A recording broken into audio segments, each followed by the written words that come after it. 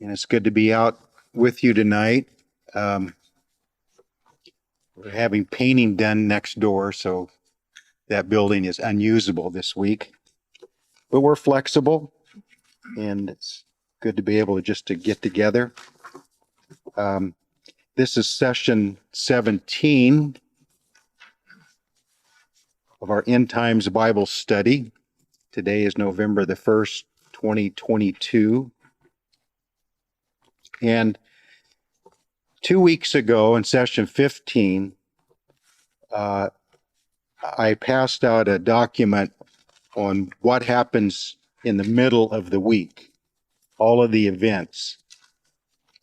And so based on that, I put together this handout from last session, number 16, this timeline worksheet. And what I attempted to do in this worksheet is along this 7-year timeline, the start, the middle, and the end, to try to just plug in verses that tells what happens at each point along that timeline. It is not complete. There are other verses that are also very important that we could include in each of the 3 columns, but there is enough in each column. I think last time I asked you to handwrite a few verses in the first column. And then the second column represents 2 sessions ago when we discussed what happens in the middle of the week. But I just thought it would be good to put all of this together in one document because there really is so much in the Bible about eschatology, the end times, that so many of these sessions I have gone home.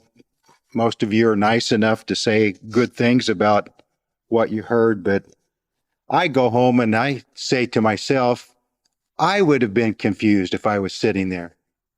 You know, there's got to be just a better way, easier way, a simpler way, a clearer way of presenting instead of just getting up and trying to throw out as much information as I can. And then I get these texts the rest of the evening from Ruth asking questions about the lesson.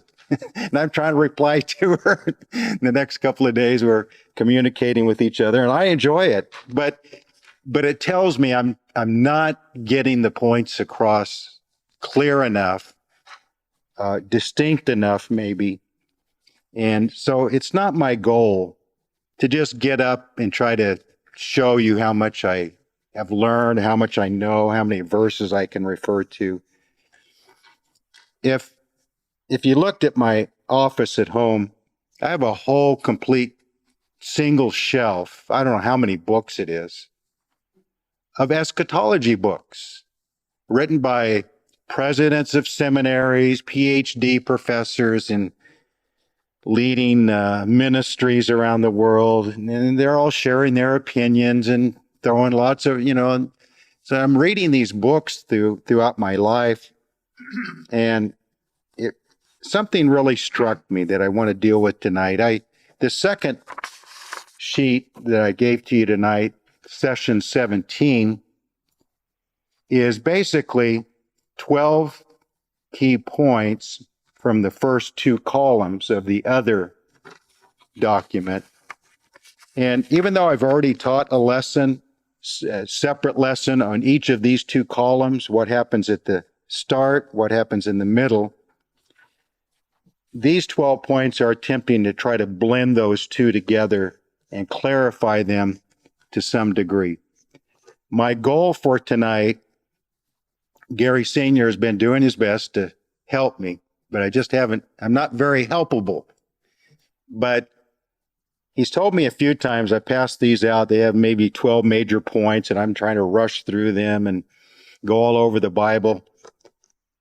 He says, your handouts are really interesting, but we don't really expect you to have to go through the whole thing in one session. But that's the pressure I put on myself. And so my goal for tonight was to at least get through half of these, and then next session, the other half, and go a little bit slower, a little bit more clarity, I hope, to each point. But to tell you the truth, as I put my final thoughts together before coming tonight, I don't know how much past point one I'm going to get. And this lesson tonight will be different than the other lessons. I don't know if it's because of Andy being here and Cherie being in rehab, or B calling me yesterday to tell me about her sister dying suddenly, or the Lord knew Tony was going to be here tonight. I don't know what it was today, but the thoughts that developed in me today from this document was mostly about point number one. And I had it up on the board last session, Daniel 10:12, as our text, and I didn't even read it last session. So I'm going to start with it tonight. And actually, I'm going to read maybe all of Daniel chapter 10, because it's one of the most overlooked chapters in the book of Daniel. But I think it may be the key to the whole book of Daniel, is Daniel chapter 10. Because what Daniel chapter 10 is telling us is why God chose Daniel to reveal these things to, how he revealed it to Daniel, and what kind of spirit did God develop in Daniel that he would be the vessel that all this information would go through. And all these readings we're doing in Daniel is simply because we're actually going through Matthew 24, believe it or not. But we stopped at verse 15, where Jesus said, when you see the abomination of desolation spoken of by Daniel the prophet, let him who reads understands. And it's a little bit, that language is a little bit odd for us. But translated, Jesus is saying, stop right here. Don't go any further. But the abomination of desolation is really, really, really important. So don't go on. Stop. Go to Daniel. Find where I reveal information to him about this abomination of desolation, and understand it.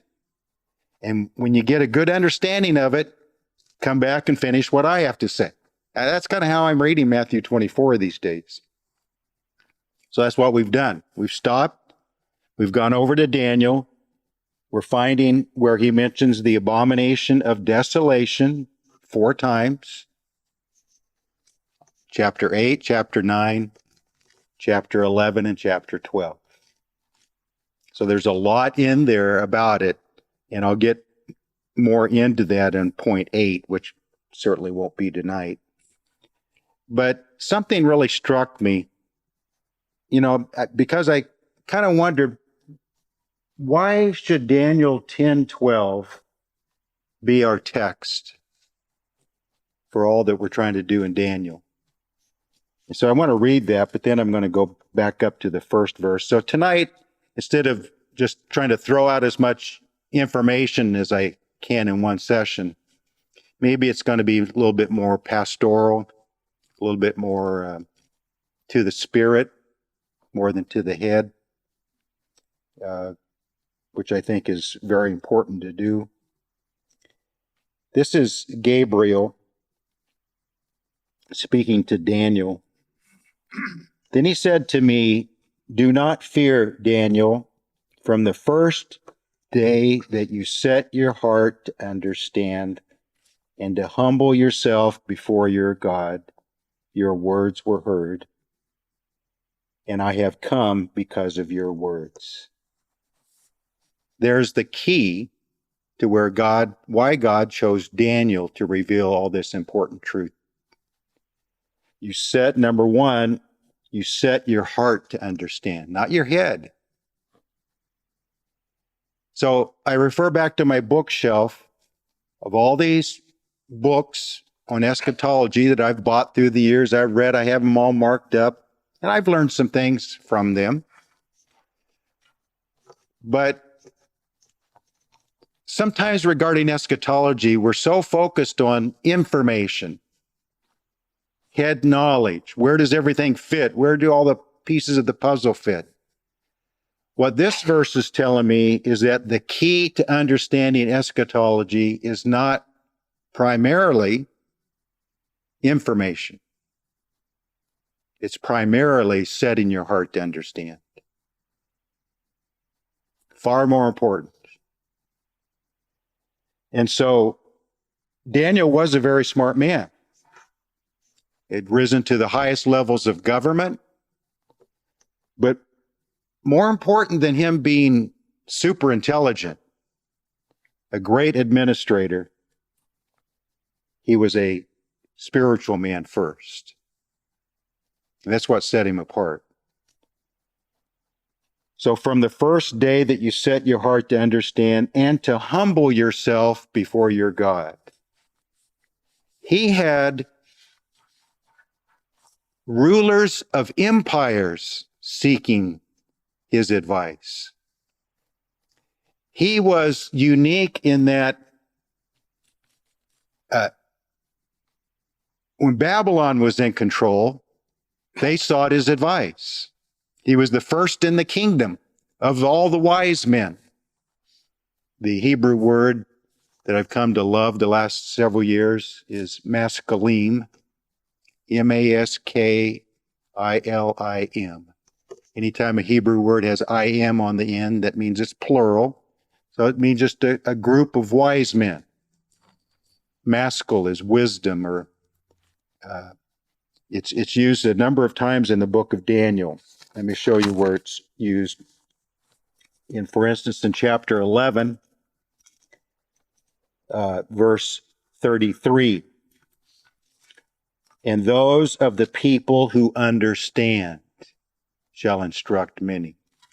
That's maskilim, those who understand. In chapter 12, verse 3, those who are wise shall shine. Those who are wise is the Hebrew word maskilim. In verse 10, the last half of it, none of the wicked shall understand, but the wise shall understand. So Daniel was the leader of a group of wise men in Babylon. Some of them Jews, some of them Babylonians. But he was the chief of all of them. He could interpret dreams. He could offer great advice to the rulers.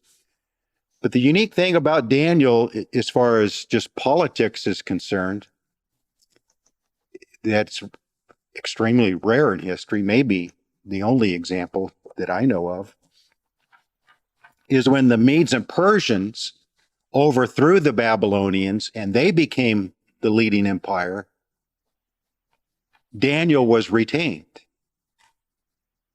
In all of history, when you wipe out an empire, you conquer them and you take over, first thing you do is you wipe out all the leadership, put them in prison or do whatever you want to with them.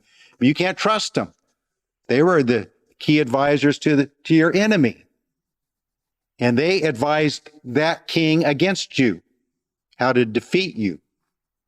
But we see in the first year of Cyrus, the first year of Darius, the Mede, Cyrus the Persian, Daniel was already elevated to the highest position.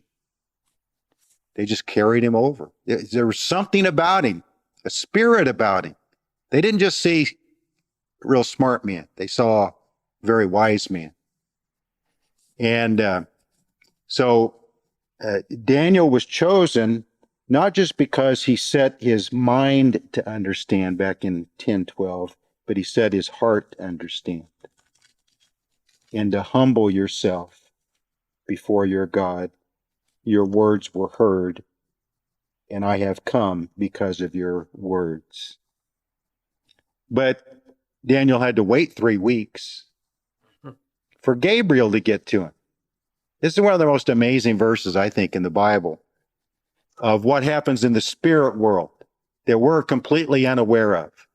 Gabriel being probably an archangel, he's never called an archangel, but he's normally seen in the same level as Michael, and Michael is called an archangel. And Lucifer was probably an archangel for that matter. But Gabriel, as powerful as he is and was, it says in verse 13, the prince of the kingdom of Persia withstood me 21 days. There was a battle in the heavens, spiritual battle, and some powerful evil spirit was able to delay Gabriel 3 weeks. And even then, it only happened because he says, Michael, one of the chief princes. That's how we know that Michael's not the only chief prince or archangel. He's one of them. So it's not wrong to probably call Gabriel one of the chief princes also. But Gabriel was mainly the messenger angel. Michael is the warrior angel. So Michael had to come help him. And nowhere else in the Bible, if you want a side study, do we see this interchange or interconnection between Gabriel and Michael. Nowhere else in the Bible has this kind of deal between the two of them. We see Michael in a few other places in the New Testament. We see Gabriel to Mary and then to Elizabeth, and but we don't see Gabriel and Michael working together in any other place other than the book of Daniel. And so Michael came and made a breakthrough. But then at the end in verse 20, Gabriel says to him, "Do you know why I have come to you? And now I must return to fight with the prince of Persia. I got to fight to get back to heaven. And when I have gone forth, indeed, the prince of Greece will come." Okay, I'm going to go back to verse 1. We're going to read through this quickly.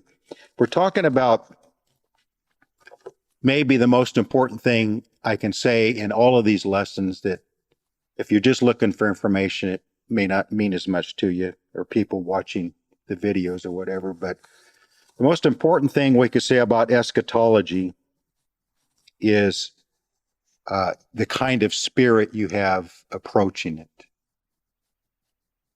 Not the sharp mind that you have, although it helps, but it has to be combined with a good spirit, humility. In the 3rd year of Cyrus, it's hard for me not to stop and chase rabbits. Daniel was probably close to 90 years old at this point. I keep upping it a little bit. I used to say Daniel was maybe 12 or 13 when he was taken into captivity. Then I upped it to about like 15. Now I'm like at least 17, 18 years old when he was taken into captivity, for this simple reason, and it may not make sense to you, but it makes sense to me. He was only in Babylon about a year when he interpreted Nebuchadnezzar's dream. Nebuchadnezzar, as a result, elevated him to first in the kingdom as an administrator. Just in my mind, you don't do that to a kid, no matter how smart he is. So I think by the time he was elevated, he probably was adult age, 18, 21, something like that. So I make him like 17 when he was taken in. So if he was 18 when he interpreted the dream, so Babylon for 70 years, so that makes him, late 80s already. And then this is the 3rd year of Cyrus into the new. So he's pushing 90 real close, or he may be above 90. Just depends how old he was when he went into Babylonian captivity. But I think that's important, because that also lets us know he was close to 90 when he was thrown in the lion's den. We have this tendency to think of him as a young man. He's an old man on the edge of death. We do, because at the end of this book, which the rest of this book through chapter 12 is in the 3rd year of Cyrus. And at the end of chapter 12, God tells Daniel, "Go your way. You'll rise to your inheritance at the end of the days." He's basically telling him, go die now. So Daniel was thrown in the lion's den. received the vision of the 70 weeks, maybe the most important prophecy in the Bible. And this chapter, maybe in the last year of his life. I mean, I could preach a whole sermon on this. I really could. About, for people like me, I just turned 68 and Annie just turned 70, We won't talk about Gary Sr. Man. But the best part of your spiritual life can be at the end of your life. It can be. I mean, it's all in God's hand, and He calls and leads in directions, sometimes when you're young, sometimes middle-aged, sometimes old.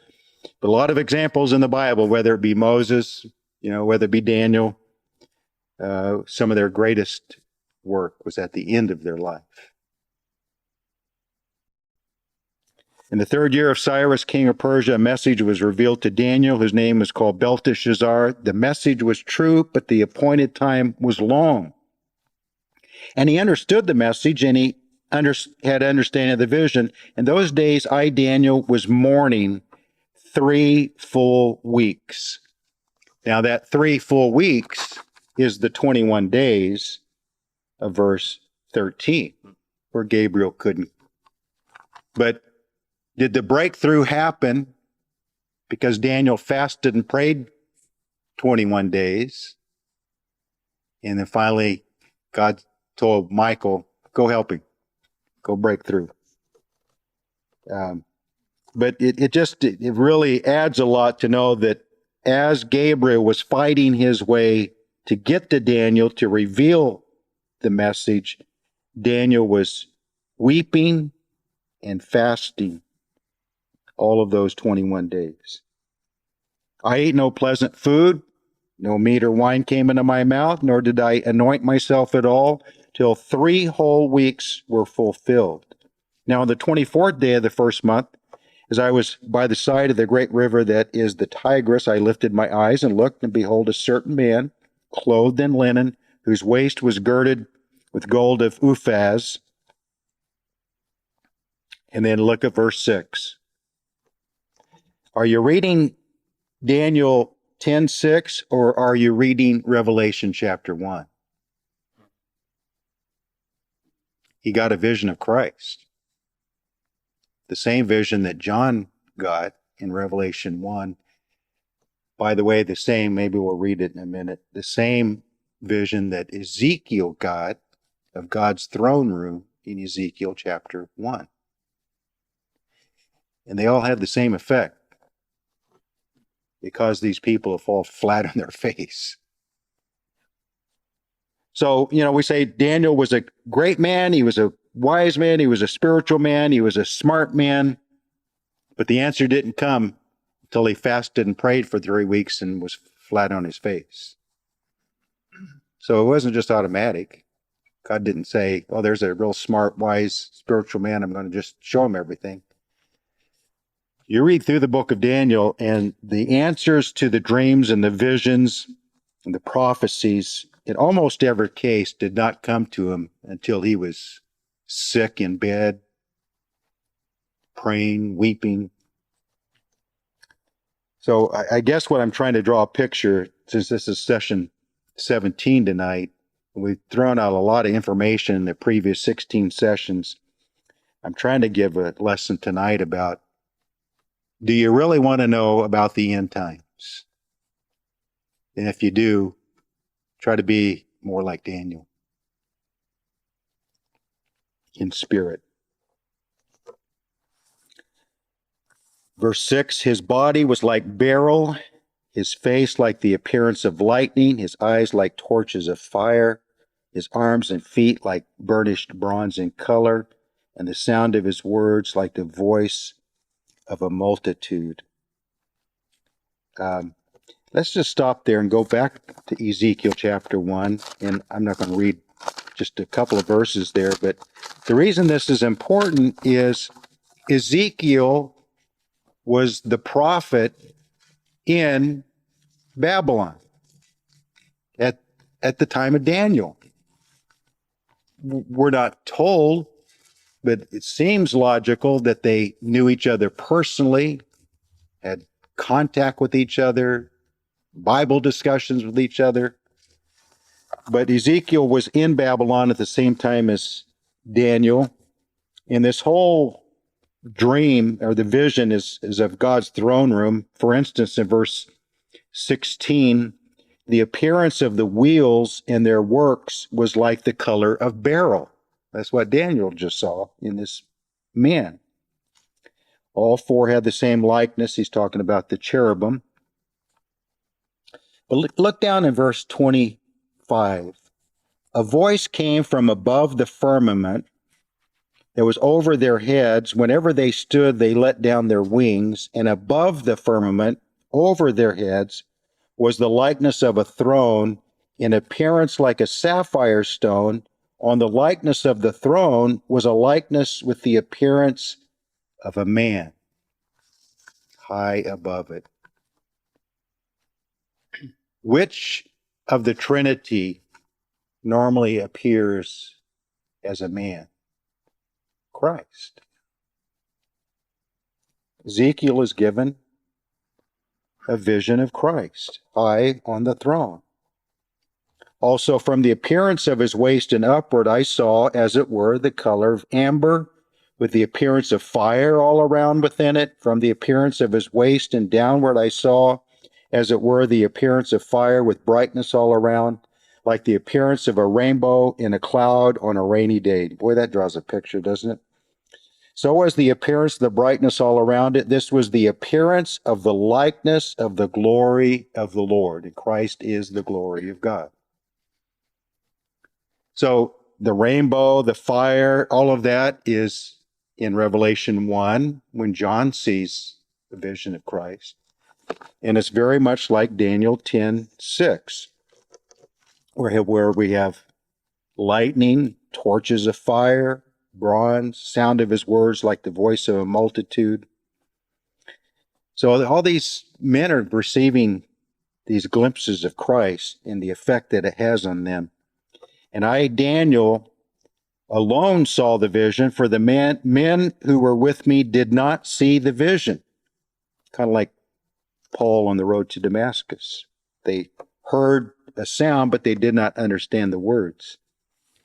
But a great terror fell upon them, so that they fled to hide themselves. Therefore I was left alone when I saw this great vision. No strength remained in me, for my vigor was turned to frailty in me, and I retained no strength.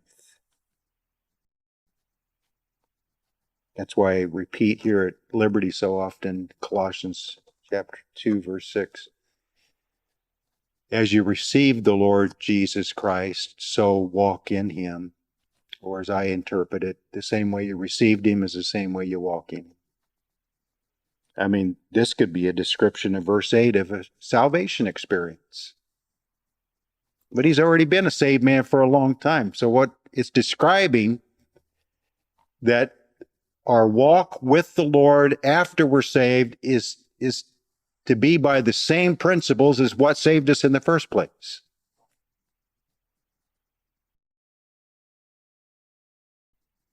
No strength, vigor turned to frailty.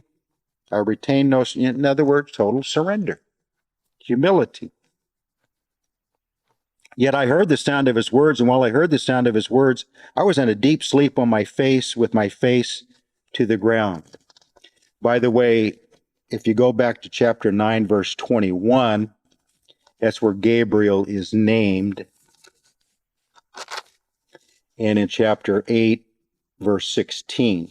And I will read verse 8, verse 15 and 16, then we'll come back to chapter 10. Now it happened when I, Daniel, had seen the vision and was seeking the meaning, suddenly there stood before me one having the appearance of a man. And I heard a man's voice between the banks of the Ulai, who called and said, Gabriel, make this man understand the vision. That's Christ talking to Gabriel. Tell him what it means, Gabriel. That's your job. So, as I like to say here often, look for Christ everywhere. You can preach a great message about Christ in the book of Daniel. He's all through it. But back to chapter 10, verse 10.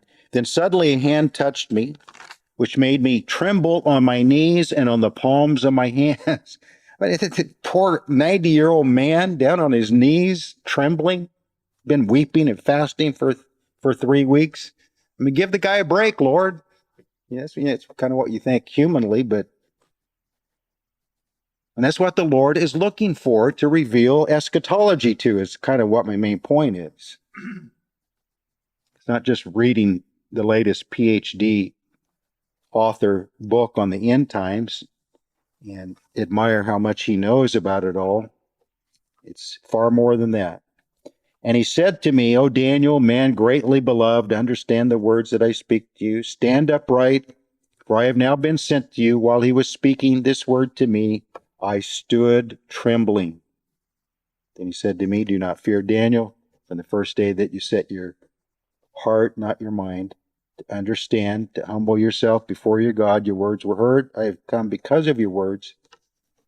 That's interesting. See, that the part of the reason God or Christ sent Gabriel is because Daniel praying for 3 weeks. But the prince of the kingdom of Persia withstood me 21 days. Behold, Michael, one of the chief princes, came to help me, for I had been left alone there with the kings of Persia, which, by the way, is also a good verse to teach us that the rulers of this world have spiritual powers behind them. That's why I say, what's going on in the world right now? These guys are just puppets. We say, what's Putin doing? What's Zelensky doing? What's Biden doing? They're not doing anything. They're puppets on a string. And the evil spirit rulers behind them are pulling the strings. We wrestle not against flesh and blood, but against powers and principalities, spiritual wickedness in high places. 14, now I have come to make you understand what will happen to your people in the latter days. For the vision refers to many days yet to come. So verses like this really dispute those who try to force these prophecies to be all fulfilled like in that day. That it's a very near fulfillment. The Lord is making sure Daniel knows that this is way out there in the future. When he had spoken such words to me, I turned my face toward the ground and became speechless. And this guy is in trouble. This guy he's pretty helpless at this point, isn't he? We think of him as so strong, but he's so strong because of this. This is what made him so strong spiritually.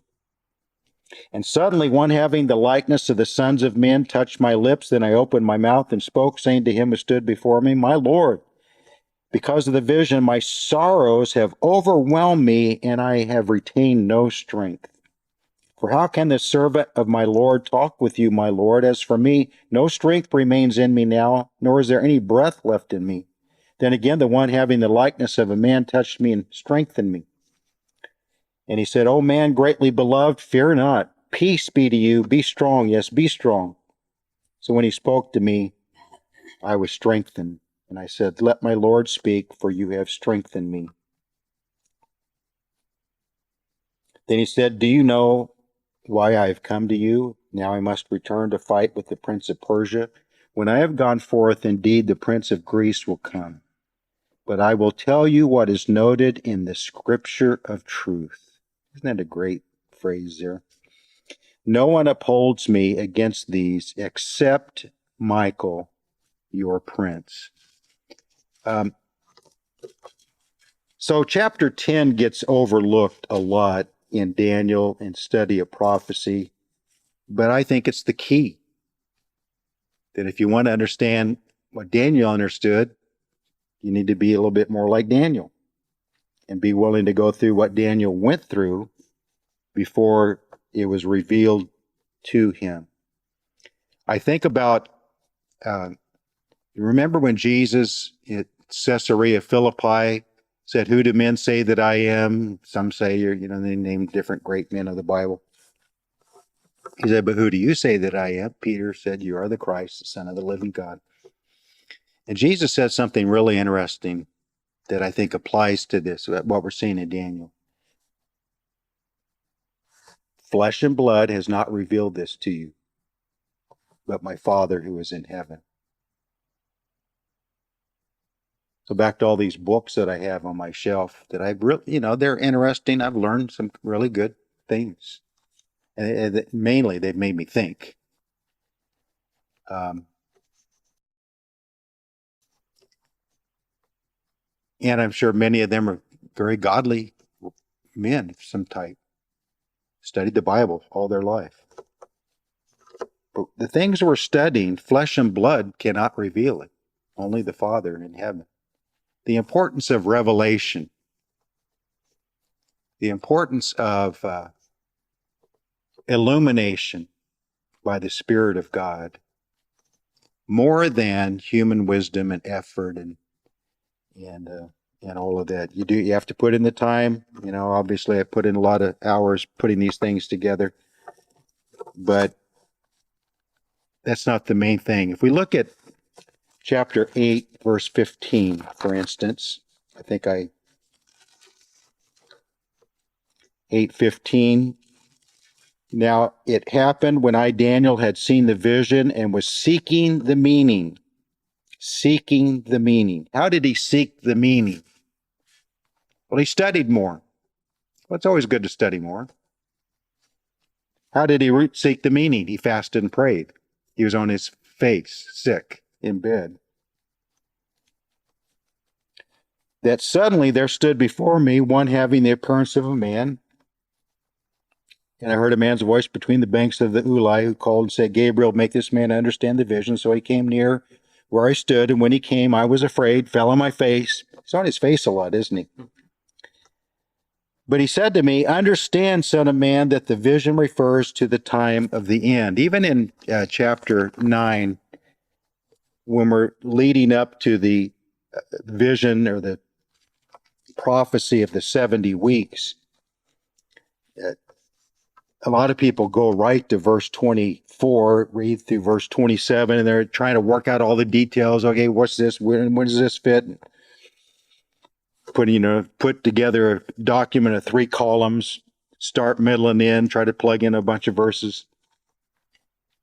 The key to the prophecy of the 70 weeks is the prayer of the first 19 verses of that chapter. For Daniel, even though in our minds he was almost perfect and sinless, godly and holy, but he confessed his own sins and the sins of his people. He identified with the sins of his people, even though he probably was not guilty of those same kind of sins. But he repented, he confessed, he humbled himself, and because of that, down in verse 20, now while I was speaking, praying, and confessing my sin and the sin of my people Israel, presenting my supplication before the Lord, my God, for the holy mountain of my God, yes, while I was speaking in prayer, the man Gabriel, whom I had seen in the vision at the beginning, being caused to fly swiftly, reached me about the time of the evening offering. I don't know what to make of some of that language. Said he had to fly extra fast to get there by the time of the evening offering. Does distance mean anything to spirits? What does that mean? He had to fly faster than normal, to get there in time. How many miles did, those are just odd things I think about. And he informed me and talked with me and said, "Oh, Daniel, I have now come forth to give you skill to understand. I will give you skill." There's that revelation, that illumination, not by flesh and blood. At the beginning of your supplications, the command went out. And I have come to tell you, for you are greatly beloved.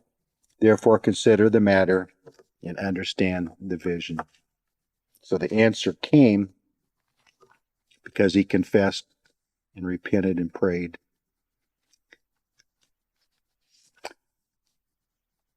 So that took up most of the lesson, but I'll just skip over a couple of the other points. Because I mentioned this one last time. Point number 2, Daniel 9:27.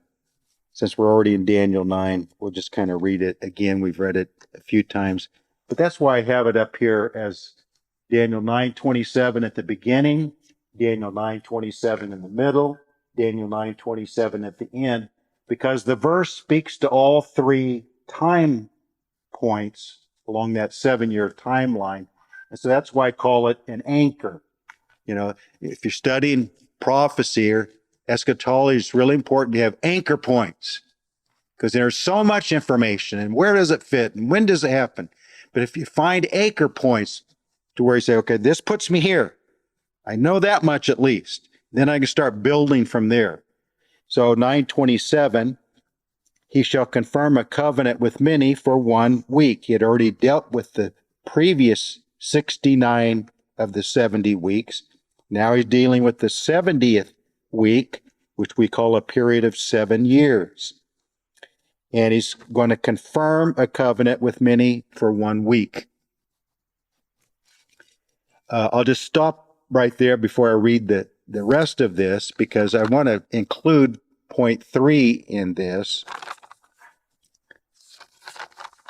In chapter 11 and verse 22,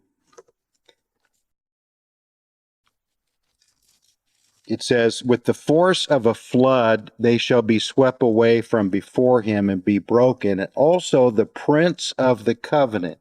It's the only time this guy is mentioned. And verse 23 seems to describe that the Antichrist comes along. It says in verse, so we go back to verse 21, and in his place. In whose place? Well, the guy in verse 20, one who imposes taxes on the glorious kingdom, but within a few days. So he just lasts a short time. He's going to be destroyed by the man in verse 21, which is the Antichrist. But the Antichrist is going to destroy this man not in anger or in battle. So somehow politically, he's going to be able to overcome him and take over, destroy him politically at least, without having to kill him. And he's going to take over whatever that previous man was in charge of, which is one of the 3 that the Antichrist, the 3 horns that the Antichrist takes over. But my point that I'm trying to lead to is that in his place, verse 21, shall arise a vile person, which is the Antichrist. So he takes the place of the man in verse 20. And that man in verse 20 seems to be the prince of the covenant at the end of verse 22. And after the league is made with him, he shall act deceitfully. That's the Antichrist. And I know it gets a little confusing going back and forth like that. But the scenario I see is that when it says in 9:27, he shall confirm a covenant. So it seems to be saying he's not the one that comes up with it. But this prince of the covenant that he overthrows is really the guy who got the ball rolling and kind of start getting people on board. Maybe he's the head of the UN. Maybe he's the head of the EU. Maybe he's the head of the Arab nations. You know, whoever that is, he gets it going. He comes up with the idea. He's the prince of the covenant, but he lasts for a very short time. He's destroyed by the Antichrist, but not in battle or by war, by weapons. So some other way. The Antichrist sees an opportunity to enter into this deal that's already started and then take credit for it and build on it. And I think that's why I've never quite seen it this way before, but I think that's why it's able to say that he's able to confirm a covenant. The language is if there's something already in the works and he confirms it, or sees an opportunity, takes advantage of the situation.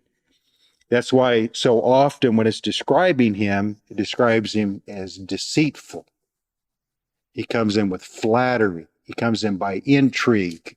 He uses all these real slippery words. Like he sees an opportunity to overthrow this man that's got this process started. He's able to take credit for it. He's able to build his power base from it. That's how I see this kind of working out. But anyway, he shall confirm a covenant with many for 1 week. So it has to be right here, the covenant confirmed, because it's for 1 week or 7 years. So it has a 7-year period of time that it stretches out to. But in the middle of the week, so this part of Daniel 9:27, he figures out a way to break that covenant. Because if you keep your finger here, trying not to jump around too much, but in 11:28, while returning to his land with great riches, his heart shall be moved against the holy covenant. We mentioned this last time. He's always been against this covenant. But politically, he had to go along with it and confirm it because that was his path to power. But now in the middle of the week, he has enough power that he sees an opportunity to break the covenant because he hated it all along. But it was politically expedient at the time for him to go along with it. So he's moved against the Holy Covenant. And then in verse 30, for the ships of Cyprus or Chittim shall come against him. So he's going to have some opposition. Therefore he shall be grieved, really upset about all this, and return in rage against the Holy Covenant. So now he's really fired up against the Holy Covenant, the one that he had confirmed and agreed to, but he hated. But now he figures he has enough power and opportunity to break that Holy Covenant. That's in the middle of the week. So back to 9:27. In the middle of the week, he shall bring an end to sacrifice and offering, which is just language meaning he's going to deny Israel what he had agreed to in the beginning, whatever it involves. It's not only about sacrifice and offering. It's about all the terms of the covenant that was agreed to. This represents that. And on the wings of abomination shall be one who makes desolate. That's the abomination of desolation. Even until, so that anytime the word until is used, that means it's stretching out some time into the future, until the consummation. So the consummation is at the end of the 7 years, is determined, is poured out on the desolate or desolator. So point number 2 is simply that Daniel 9:27 serves as an anchor to keep us grounded. Or maybe another way of saying it, it's an anchor for all 3 columns on this one document, the timeline worksheet. So that's why one of the first verses I have in each column is Daniel 9:27 with arrows to the next one, because that single verse captures all 3 time points along that 7 years. So that's an anchor. So you start building on that. And then I already mentioned 11:22 in point 3. A treaty or a covenant is already in the works that the Antichrist sees as an opportunity to take over. And I read those verses, chapter 11, 21 through 23, and he confirms it or makes it strong as his way to gain power. So just a couple of verses along this line. In 8:25,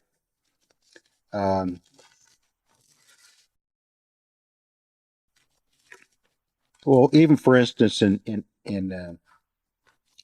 if we go back to verse 23, the latter time of their kingdom, when the transgressors have reached their fullness, a king shall arise having fierce features, who understands sinister schemes. So he's sinister, he's deceitful, he's arrogant. His power shall be mighty, but not by his own power. Okay, there's two ways to look at that. Revelation 12 and 13 clearly says that when Satan is cast down, he embodies the Antichrist in the middle of the week, and he in the Antichrist power is from Satan. Satan empowers him. So that's one way to look at he's going to be mighty, but not by his own power. Another way to look at it is that, as it says in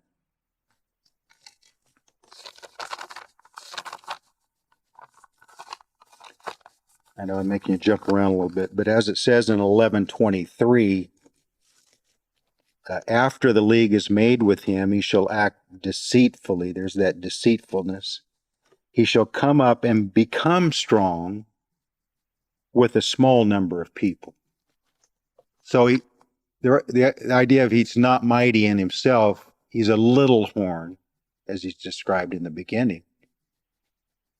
He's an opportunist, a political opportunist with skills and abilities to see ways to gain power, but he doesn't start out powerful. That's why I've never accepted people come along trying to say the Pope is the Antichrist, Kissinger is the Antichrist, Obama's the Antichrist. It's not going to be someone who's already powerful, of a great nation or of a great people. He comes up out of a small people. He has no power in himself, but he's a really great manipulator and is able to move up the ladder quickly because of his political skills. So back in 8:24, his power shall be mighty, but not by his own power. He shall destroy fearfully and shall prosper and thrive. He shall destroy the mighty, also the holy people. And then look at verse 25. Through his cunning. So in all these different like synonyms or very similar words, deceitful, cunning, sinister schemes. God's trying his best to let us know why Jesus came along in Matthew 24 and 4 times throughout that chapter stopped to warn them, be not deceived. Because deceit will be the main ingredient of this time. He will be the great deceiver. And then halfway through, he becomes embodied by the greatest deceiver ever, his father Satan. So then he becomes even greater at his ability to deceive. Through his cunning, he shall cause deceit to prosper. That's an interesting statement there. The prosperity of deceit. So I don't want to get in too much into the election that's coming up next week, but all that we've experienced the last several years helps us to understand the rise in deceit, because we're living in a time now where everything seems to be a lie. And it's not even tried to be disguised as the truth. It's just like brazen lies. And then if you challenge me, I'll double down. It's a weird time we're living in. And if you think, if that could be multiplied several times over under the Antichrist, we like to think that Twitter, we like to think that with the election next week, that a lot of things are going to be cleaned up. At the best, it might be a very temporary reprieve, very temporary. The general trend is going to continue, heading toward more and more deceit. He shall magnify himself in his heart. He shall destroy many in their prosperity. He shall even rise against the prince of princes, but he shall be broken without human hand. Because how will he be broken? Oh, some character on a white horse with a sword goes out of his mouth in Revelation 19 and destroys the Antichrist. So we got through, what do you know? So we got through 4, 5, we actually got 6. We did get through 6. I did it without realizing it.